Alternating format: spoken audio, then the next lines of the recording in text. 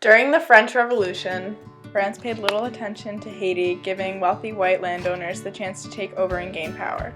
Saint-Domingue society had settled into a rigid hierarchical structure based on skin color, class, and wealth. Whites constituted the top of the social structure, but were broadly divided between the lower-ranking shopkeeper and smallholder class, and the high-ranking plantation owners, wealthy merchants, and high officials. The previous American Revolution inspired Haitians to revolt and gave them hope that they would succeed in their own revolution.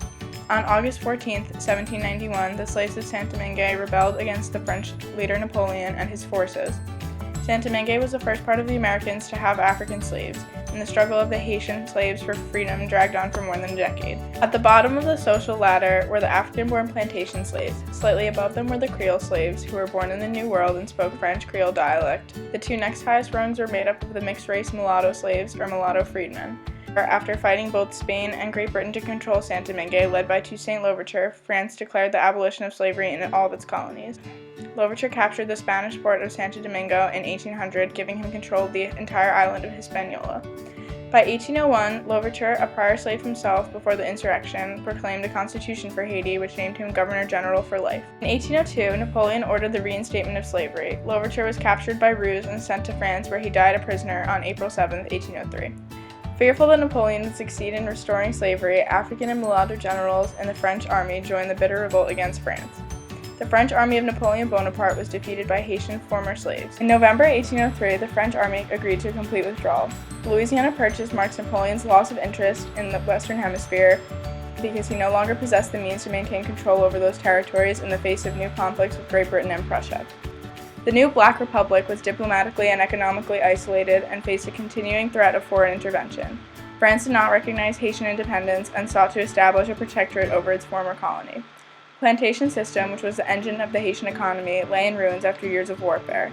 Despite the egalitarianism of the new revolutionary regime, Haitian society remained hierarchical with deep disparities in wealth between mixed-race mulatto freedmen and newly emancipated blacks. Following the departure of most of the French Creoles, the mulatto minority took their place as the new elite within Haitian society. Rural laborers resisted efforts by mulatto landowners to rebuild sugar plantations, preferring instead to work the land independently. A new ruling class of big landowners and merchant bourgeoisie arose. In 1807, the Battle of Cyber ensued civil war primarily between the mulatto Pétion, who was elected president in Port-au-Prince over the south, and Christophe, a full-blooded African, who was proclaimed King Henry I in the north. On New Year's Day, 1816, Pétion, blockaded by France and isolated from all rich nations, met with Bolivar, who had sold even his watch in Jamaica, seeking funds. He promised 7 ships, 250 of his best soldiers, muskets, powder, provisions, funds, and even a printing press. Haiti asked only one act in repayment: free the slaves. A constitutional scheme whereby Christophe and Pétion would jointly govern the country quickly fell apart, leading to a territorial partition that lasted from 1811 to 1820. Christophe committed suicide in 1820 after a major revolt against his rule. Jean-Pierre Boyer, who had succeeded Pétion in the south in 1818, then became president of a united Haiti. Bolivar surely intended to fulfill his promise and achieve some proclamations of emancipation, but at the time of his death in 1831, not even his own Venezuela had achieved de facto freedom for all of its slaves. In 1822, Boyer invaded Santo Domingo, expelling the Spanish and imposing a 22-year occupation of the neighboring nation. Toward the end of his tenure, Boyer negotiated a payment to France of 150 million francs, later reduced to 60 million francs, as indemnity for the loss of the colony. In exchange, France recognized the Republic of Haiti and restored trade relations. In February 1844, a band of Dominican nationalists took the opportunity to attack the Haitian garrison in Santo Domingo and declare an independent Dominican Republic after Boyer was overthrown. The U.S. permitted limited trade with Haiti, but did not recognize it until 1862, the second year of the U.S. Civil War. The Haitian Republic itself was suspended from 1849 to 1859 during the rule of Emperor Faustin I. Economic stagnation plagued the country as governments repeatedly subdivided agricultural lands, causing yields to plummet.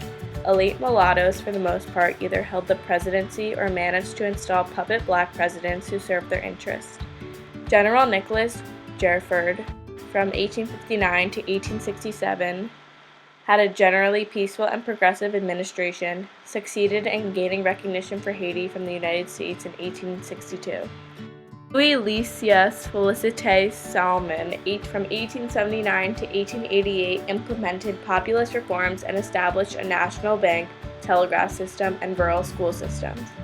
Florville Hippolyte, from 1889 to 1896, created the Ministry of Public Works, which built much-needed bridges, docks, and public buildings throughout the country. In 1891, the U.S. sought to obtain Mole St. Nicholas on the northwest tip of Haiti as a coaling station by force, but failed. Bye!